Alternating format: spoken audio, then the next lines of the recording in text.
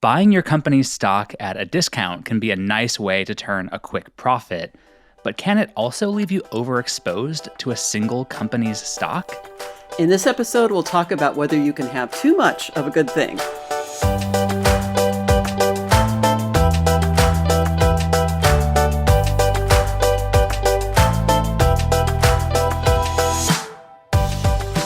Welcome to NerdWallet's Smart Money Podcast, where you send us your money questions and we answer them with the help of our genius nerds. I'm Sean Pyles. And I'm Liz Weston. Listener, tell us, what do you want help with financially? Maybe you're sorting through your student loan repayment options or wondering how to earn your new travel credit card's sign-up bonus.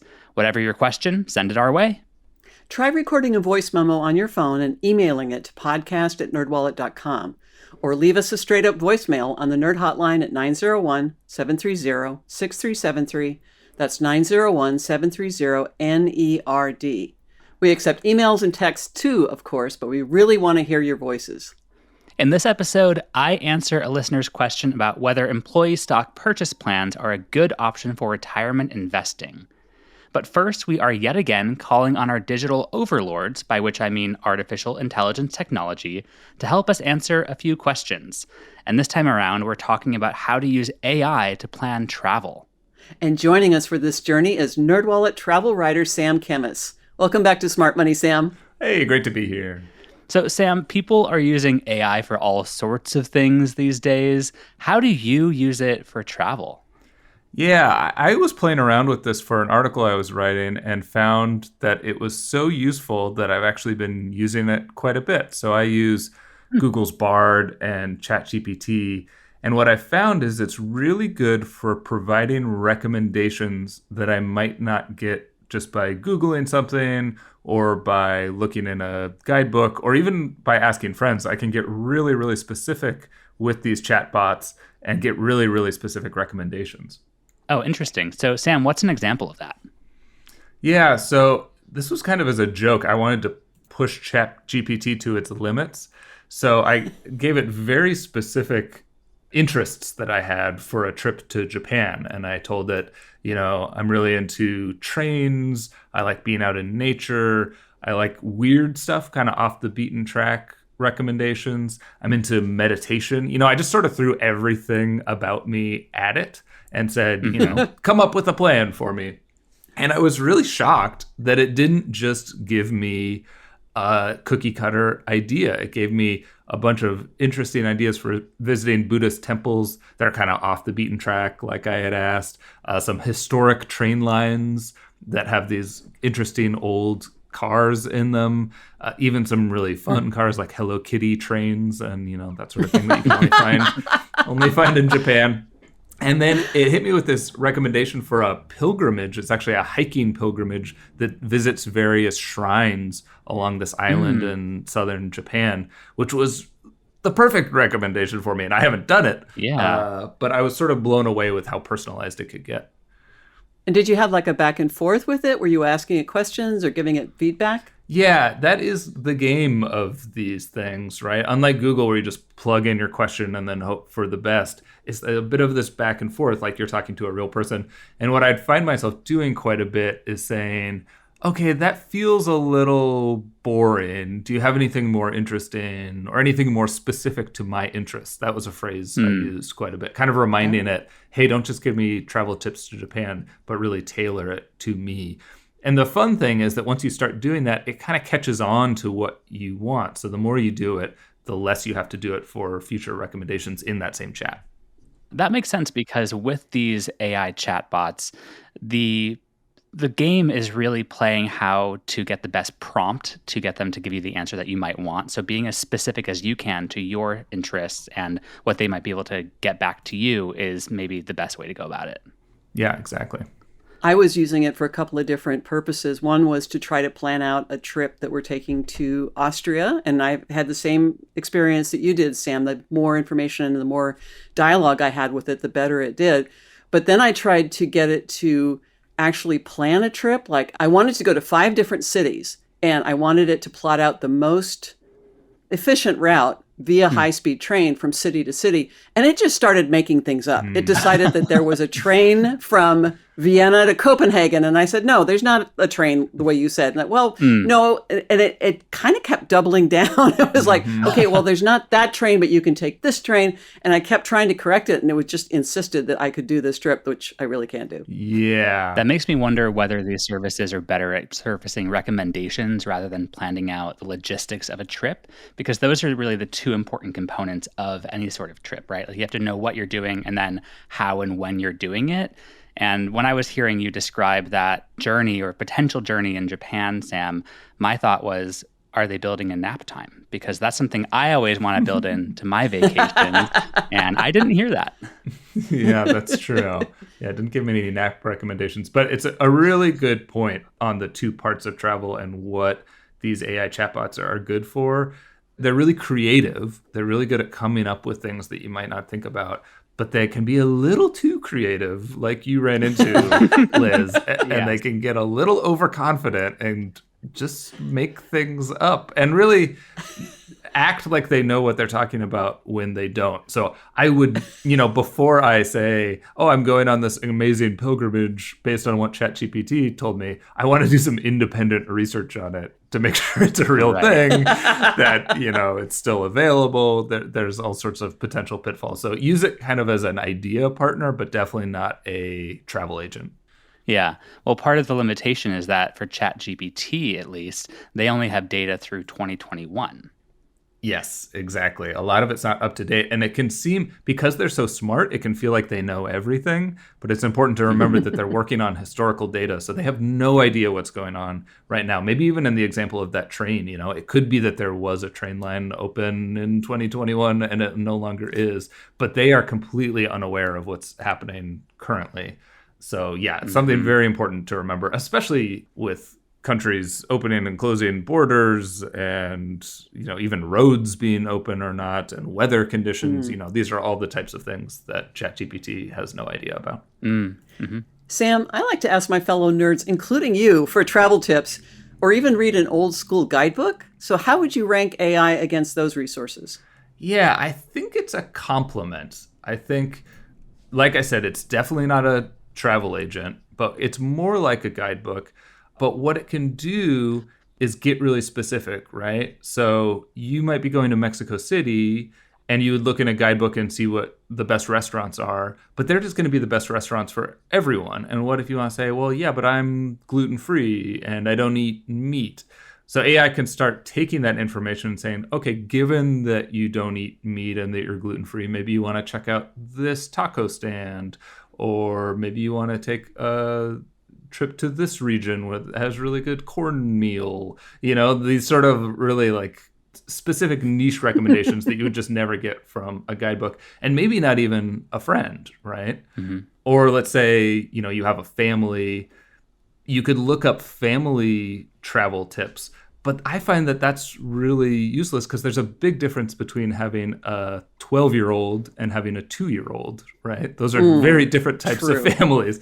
So you can say, hey, I have a 2-year-old and I'm going to Colombia. What the heck can I do?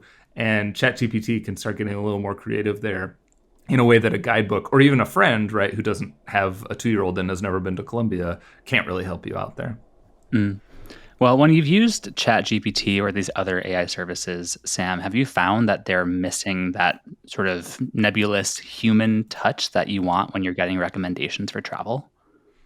Yeah, you'll run into these jarring moments where you're reminded that you're talking to a machine for sure. And, some of that is you'll dump your life story in there and then it will give you personalized recommendations, but they don't know everything about you. It's hard to put everything that you care about into a prompt. So a friend or even a coworker is in some ways going to know more about your personality than ChatGPT ever will. So yeah, it's hard to get that really, oh, you would love this specifically. Like ChatGPT is never really going to know that. Right. Like what I'm thinking of now is like, say you have a friend who loves art, but they don't really have the temperament or patience for a really busy museum. Maybe ChatGPT would say, oh, go to this museum. But if it's super crowded all the time, you as a friend of this person would know, hey, you're probably not actually going to like it. Maybe go super early in the morning or when they're going to close, some time where it's not peak hours. Yep, totally. ChatGPT kept recommending Disney Japan to me, which anyone who knows me would never do such a thing. So, yeah. Okay, Sam, I'm going to step in here, but Disney Sea is the most amazing theme park I've ever been to in my life. So I believe you. Maybe you don't want to go with a 2-year-old, definitely. But next time you're in Japan, just drop in, check it out. You really will be amazed. Okay. All right. You see, I'm wrong. You're my friend, and you're recommending it to me. So I am. So Sam, I've heard that travel companies are also integrating AI into their booking platforms. So what does that look like? yeah, there's a few examples of this. One that I've toyed around with a bit is Expedia has added some AI into its app that will let you get recommendations and then save those recommendations sort of in the app. Some other companies like Booking.com and Airbnb are saying that they're adding AI trip planning and customer service at some point. Those are sort of rolling out slowly. Honestly, I would say at this point, this has all happened so quickly that a lot of these services are very much in the beta mode. I haven't seen anything where I'm like, oh, wow, it's so much easier to book my trip using this AI tool. It's more like, oh, that's kind of a neat little add-on feature that they put in there. So yeah, some interesting things out there, but we're very, very far from the point where you're going to get on a chatbot and book your entire trip. Yeah. Well, if AI could help, then that would be great because right now chatbots really, really suck. Yeah, oh, certainly those customer service chatbots are no fun. So any improvement there would be welcome. Okay, now let's talk about what may be the opposite of AI-assisted travel planning. We're going to get off the AI track completely now. And Sam, we're going to talk about something you refer to as mystery travel. With this approach to travel, you have a much looser itinerary. Maybe you know when you're flying into a location and flying home, but what you'll be doing there, where you'll stay, is potentially a mystery. So compared to the hyper-planned out AI-assisted travel, what do you see as the main draw of this more on-the-fly way of traveling? Yeah, I spoke with several travelers who had done mystery travel or surprise travel, as some people call it. And a lot of what I heard was that the big appeal was not needing to plan. That there's this sort of paradox here where we spend so much time planning our trips and coming up with every little detail and knowing exactly what we are going to do. And there's something really freeing about just saying, I have no idea what I'm doing on this trip that I'm leaving for tomorrow. I don't even know where I'm going tomorrow. And it kind of relaxes that part of our brain that just wants to know, and a lot of people said that was extremely appealing. I thought you were going to say terrifying, because that would be terrifying to me. Yeah, maybe, pushing people out of their comfort zones a little bit. But I do think that there's this bit of adventure that travel is really supposed to be about, that we're supposed to be doing something we've never done and getting a little out of our comfort zone and getting a little lost. And the more that our travel has become Google Mapsified, we've lost some of that adventure in it. So I think this mystery travel trend is really trying to reclaim some of that, is saying, I'm striking out and who knows where I'll end up. Mm-hmm. Well, I love travel and adventure, but I also have huge FOMO when it comes to travel. I hate coming home from a trip and discovering there was something really cool that I missed. It was a block away and I didn't see it. And also, if you're traveling during busy times, it can be hard to even get into places without reservations. So I get the appeal, but I'm like, that's probably not for me. Yeah, it's definitely not for everyone. Yeah, I mean, I totally feel that. I try to take an approach of radical FOMO acceptance when I travel because I realize that you can never see everything that a city or a country has to offer. So I like to choose a handful of museums, restaurants that I know I'm going to go to, but then also leave space for impromptu adventures. And like I said at the beginning, I'm always going to be building in nap time to my day because I need that. Yeah, what I've learned is that naps are the most important part of traveling for you, Sean. Yes. One piece One approach that some people have to this mystery travel idea is that they actually do it in friend groups. So they'll just rotate every year who is planning the trip, and then whoever plans it keeps it a mystery to everyone else. So if you have a friend who you trust to build in nap times or to get the reservation at the restaurant that you really want to go to, then you can kind of entrust them with that and lose all the burden of having to do the planning yourself. And then also, if it doesn't work out and you do have FOMO, then you have someone to blame other than yourself. Yes, exactly. I love that. Perfect. I will say my friends who I travel with, we always build in nap time, even if it's what we call phone nap time, where we just sit in silence and catch up on social media. It helps us feel rested. So anyway, well, Sam, thank you so much for talking with us. Thank you. It's always great. Before we move on, listener, I have a couple of updates for you. First, I want to thank all of you who took our listener survey over the past few weeks. We are reviewing your really thoughtful feedback now, and I have no doubt that it will help us make the show more useful for all of you. And also, congratulations to Jessica in Colorado and Abimail in Pennsylvania, who won our listener survey sweepstakes. I hope you guys enjoy those Amazon gift cards. And finally, I have an exciting announcement. I've made the jump from behind the mic to in front of the camera on new social media channels. You can find me on TikTok and Instagram under the handle SeanPyles_NerdWallet. Woohoo! So Sean, what's the deal with the channels? Are you finally going to become a personal finance influencer? Maybe, if I'm lucky. Well, Liz, as you know, my favorite part of the job is connecting with listeners, whether I'm listening to voicemails, answering money questions with you, or talking with them live on the podcast. And these new channels are platforms for us to carry on that conversation, get deeper into our relationships with money, and of course, I'll have all of the nerdy money tips that our listeners have come to expect. And in the end, my goal is to create spaces that genuinely help us all live our best financial lives. That sounds aspirational. And listeners, you know we've had a few negative things to say about personal finance influencers in the past, but Sean, you can listen to, definitely. Thank you. Thank you. And I do want this to be a genuine space where I bring well-researched information to listeners. There are plenty of people out there who do just say whatever the heck they want and maybe aren't backed up by reporting the way that we at NerdWallet are. So I would say, listener, follow me on TikTok and Instagram. Again, my handle on both platforms is SeanPyles_NerdWallet. I'm going to spell that out for you, SeanPyles_NerdWallet. And I'll give you guys a minute to pause, follow those accounts. Okay, thank you. That's it for this episode's This Week in Your Money segment. The money question is up next. Stay with us.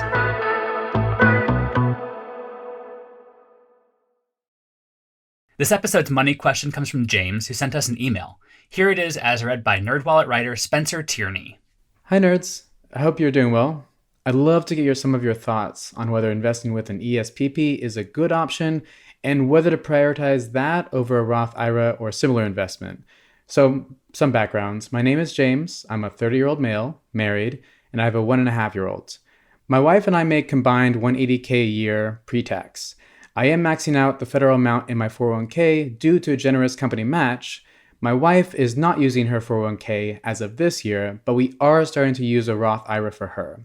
There are no debts other than the house, paying less than $2K a month for the mortgage. Thanks, James F. To help us answer James's question on this episode of the podcast, we are joined by investing nerd Andy Rosen. Welcome back to Smart Money, Andy. Hi, Sean. Let's just say I'm ESPPs glad to be back with you today. Wah, wah, wah, wah, wah, Sorry. Corny, Andy, No, corny. I'm not sorry. I'm actually not. Happy to have you as always. Well, before we get into our listener's question, a quick disclaimer. We are not financial or investment advisors. All of this information that we are about to discuss is just for general educational and entertainment purposes. Okay, with that out of the way, Andy, you know, investing often requires us to wade into a murky alphabet soup, and ESPPs are no exception. Can you please explain what ESPP stands for and generally what it is? ESPP. It doesn't have anything to do with paranormal activity. It does stand for Employee Stock Purchase Plan. So when you participate in an ESPP, what you're doing is you're getting the opportunity to purchase shares of your company that you work for at a discounted price. Okay, so it's like a perk for employees of public companies, right? Absolutely. And companies do have a few reasons that they offer them. Please, will you list them? Yeah. So for starters, it's a benefit, right? And why do companies offer benefits? Some are required by law. This one isn't.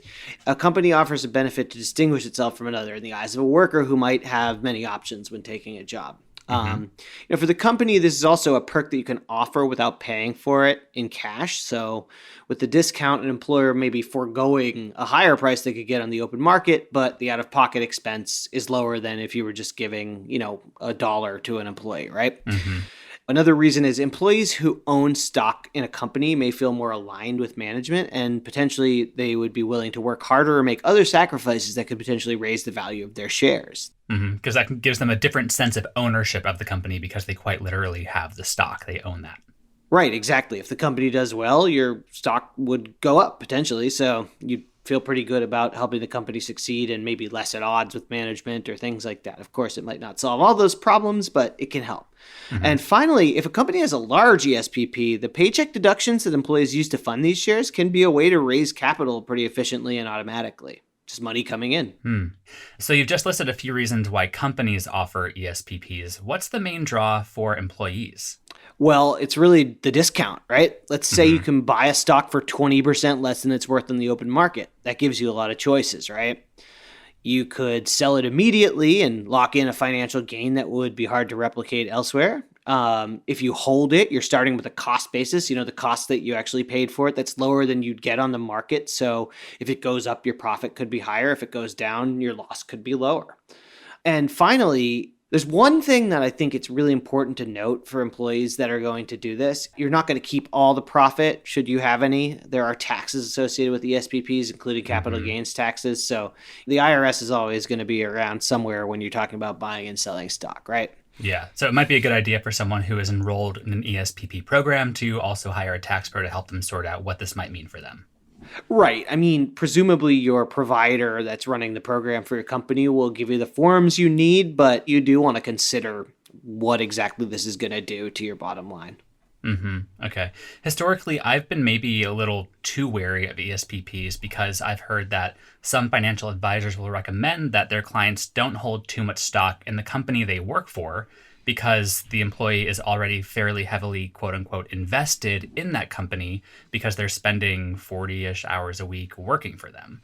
So do ESPPs risk making that problem worse for employees?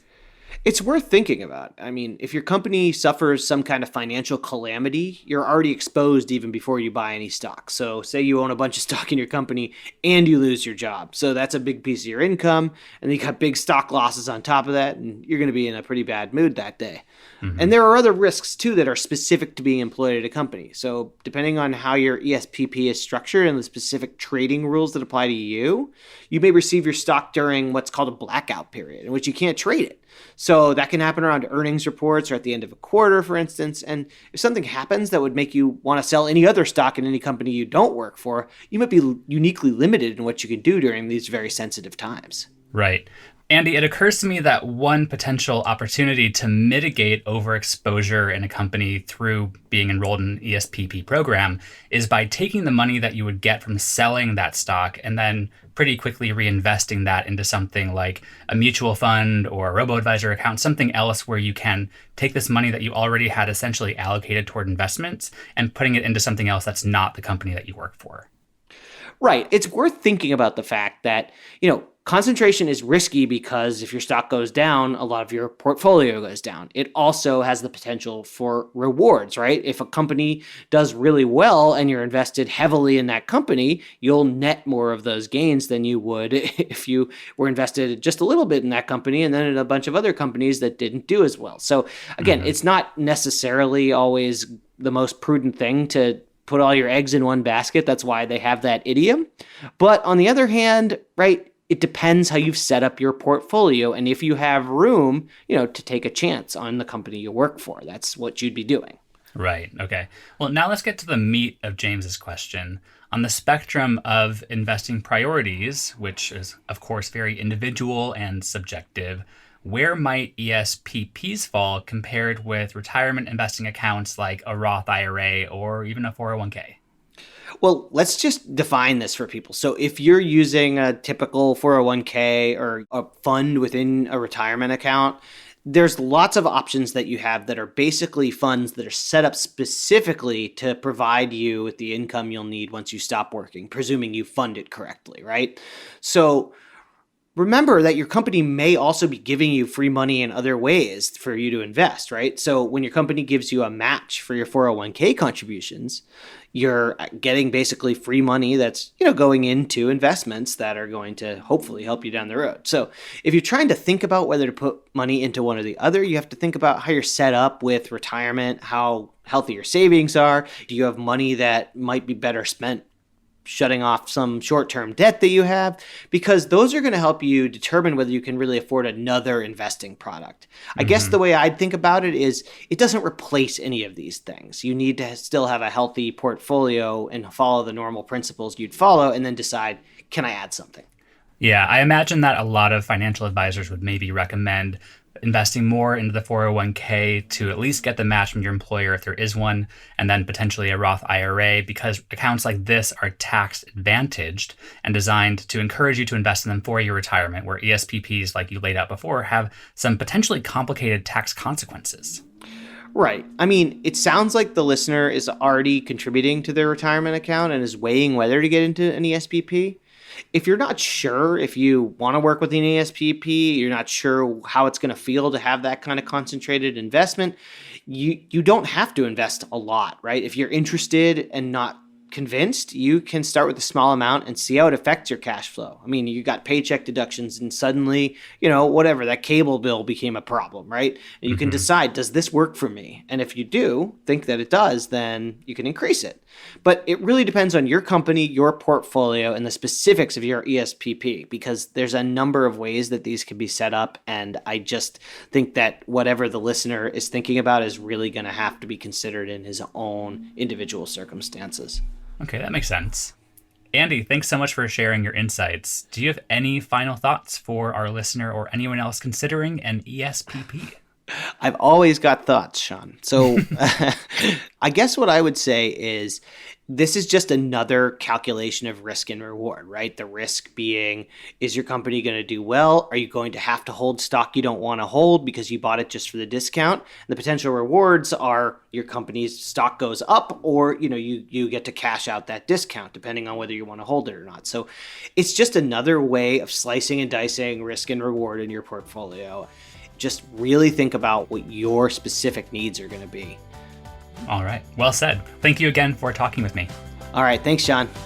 That is all we have for this episode. Do you have a money question of your own? Turn to the nerds and call or text us your questions at 901-730-6373. That's 901-730-NERD. You can also email us at podcast@nerdwallet.com. Visit nerdwallet.com/podcast for more info on this episode. And remember to follow, rate, and review us wherever you're getting this podcast. This episode was produced by Liz Weston and myself with help from Tess Vigeland and Megan Coyle. Chris Davis helped with fact-checking. Kevin Tidmarsh mixed our audio. And a big thank you to the folks on the NerdWallet copy desk for all their help. Here's our brief disclaimer. We are not financial or investment advisors. This nerdy info is provided for general educational and entertainment purposes and may not apply to your specific circumstances. And with that said, until next time, turn to the nerds.